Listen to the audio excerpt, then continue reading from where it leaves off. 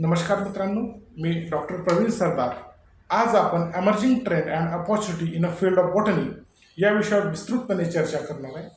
जर BSc या कोर्सला admit झाले तर तो 3 वर्षाचा कोर्स अमरावती विद्यापीठामध्ये आहे. त्यानंतर तो 4 वर्षाचा सुद्धा राहू शकतो. जेव्हा तुम्ही तो कोर्स कराल तर तुम्हाला त्याविषयी विस्तृत माहिती होऊनच जाईल. त्यानंतर 2 वर्ष तुम्ही त्याचमध्ये MSc करत असाल वनस्पतीशास्त्र विषयात, तर करिअरच्या विविध संधी तुम्हाला सहज उपलब्ध होतील.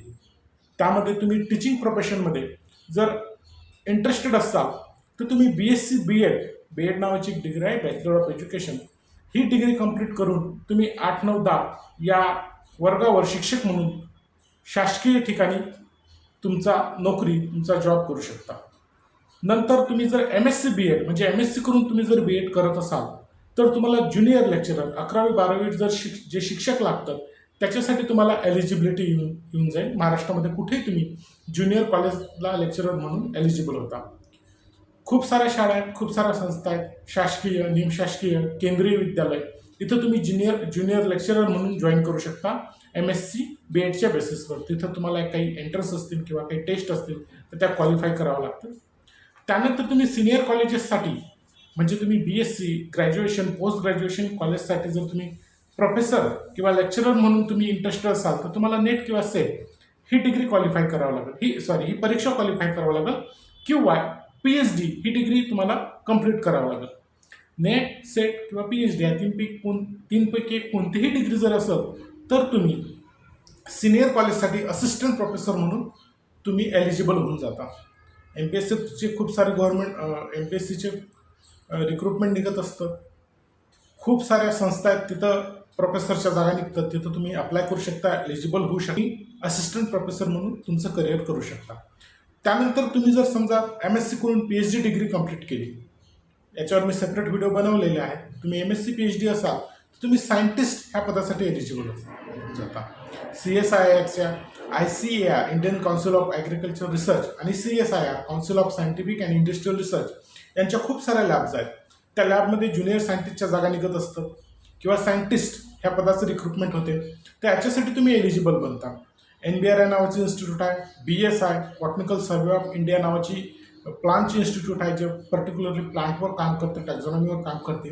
तिथं तुम्ही जॉबसाठी एलिजिबल होऊ शकता. शिवाय BSc किंवा MScच्या बेसिसवर MPSC आणि UPSC हे सेपरेट रिक्रुटमेंट करत राहते. तुम्ही त्यालासुद्धा एलिजिबल होऊ शकता. खूप साऱ्या जागा आहेत ज्या MPSCच्या निघतात त्या प्युअरली बॉटनीसाठी असतात. UPSCच्या बऱ्याचशा जागा असतात त्या फक्त बॉटनी या विषयासाठी असतात. याच्या बेसिसवर तुम्ही खूप चांगला जॉब ॲक्वायर करू शकता.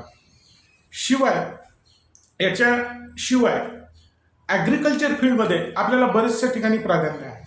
ॲग्रिकल्चर ही सेपरेट ब्रांच आहे, परंतु जर आपण BSc किंवा MSc बॉटनीमध्ये असू तर ॲग्रिकल्चरच्या बऱ्याचशा पोस्टसाठी आपली डिग्री ही इक्वॅलंट आहे. तुम्ही नेट घ्या किंवा ॲग्रिकल्चरच्या खूप साऱ्या जागा घ्या. त्याच्यासाठी तुम्ही जर बॉटनी असाल, BSc किंवा MSc तुमचं जर बॉटनीमधून झालं असेल तर तुम्ही तिथं सहज अप्लाय करू शकता. तिथली एक्झाम जी काय आहे तिथलं ते सगळं क्वालिफाय करून तिथं तुम्ही एक जॉब घेऊ शकता. याशिवाय SSC स्टाफ सिलेक्शन कमिशन याच्यामध्ये इकॉलॉजिस्ट म्हणून एक जागा निघत असते. तिथं प्युअरली BSc झुलॉजी किंवा BSc बॉटनी याच्यासाठी एक डिमांड असते. एक तुमचं झुलॉजी पाहिजे किंवा बॉटनी पाहिजे तर तुम्ही तिथं एक इकॉलॉजिस्ट म्हणून लागू शकता. सोबतच field survey, botanical survey of India किंवा खूप सारे इन्स्टिट्यूट आहेत, अजून बऱ्याचशा इन्स्टिट्यूट आहेत की जिथं फील्ड सर्वे ही एक पोस्ट आहे, ही बॉटनीवाल्यांसाठी असते. तर त्या पोस्टला तुम्ही सहज अप्लाय करू शकता. प्लांट पॅथॉलॉजिस्ट म्हणून तुम्ही काम करू शकता किंवा फॉरेस्ट्री किंवा एन्व्हायरमेंट याच्यामध्ये तुम्ही जर BSc बॉटनी किंवा MSc बॉटनी असाल तिथं तुम्ही सहज अप्लाय करू शकता.